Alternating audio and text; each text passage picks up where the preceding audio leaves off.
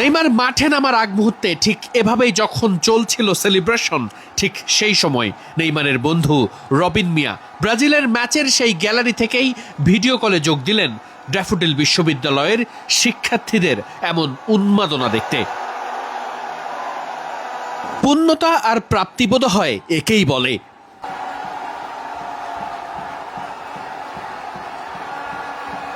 এখন যে সেলিব্রেশনটা দেখছেন এটা কিন্তু কোনো গোলের জন্য ছিল না। নেইমার মাঠে নেমেছেন, এতটুকুতেই সবার এতটা আনন্দ।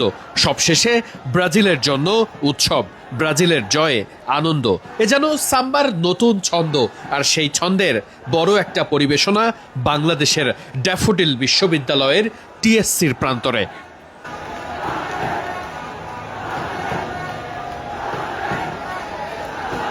ফুটবলের উন্মাদনায় ড্যাফোডিল বিশ্ববিদ্যালয়ের শিক্ষার্থীদের উচ্ছ্বাস আর এমন সেলিব্রেশন মনে রাখার মতো।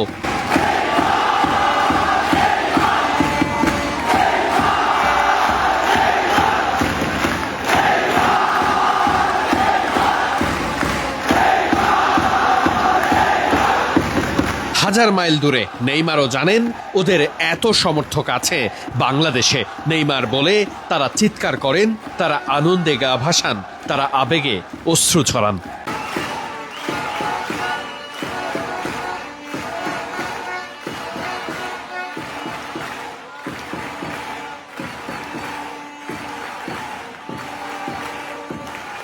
জায়ান্ট স্ক্রিনের সামনে যতটা সুন্দর আয়োজন, যেভাবে দর্শকরা মজা করছিলেন, তাতে যেন মনে হচ্ছিল মায়ামির ফ্লোরিডায় ব্রাজিল যে দর্শকদের সামনে খেলেছে তার থেকে যেন হাজার গুণ সুন্দর আর দারুণ সমর্থন বাংলাদেশের নেইমার ভক্তরা করেছে।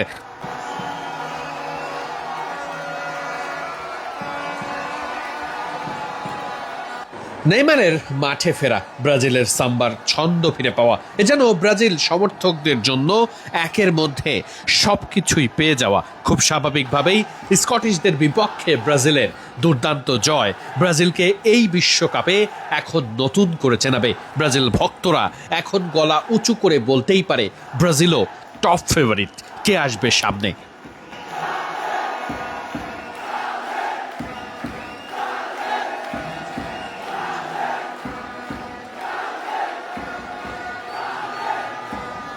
এত সুন্দর একটা ভাইব তৈরির জন্য ড্যাফোডিলের শিক্ষার্থীদের তো কুর্নিশ জানাতেই হয়। বিশ্বকাপের আনন্দ যেন আরও কয়েক গুণ বাড়িয়ে দিয়েছে এই বিশ্ববিদ্যালয়টি। বিশ্ববিদ্যালয় থেকে মাহিনের পাঠানো ফুটেজে দেখা যাবে সব বিস্তারিত।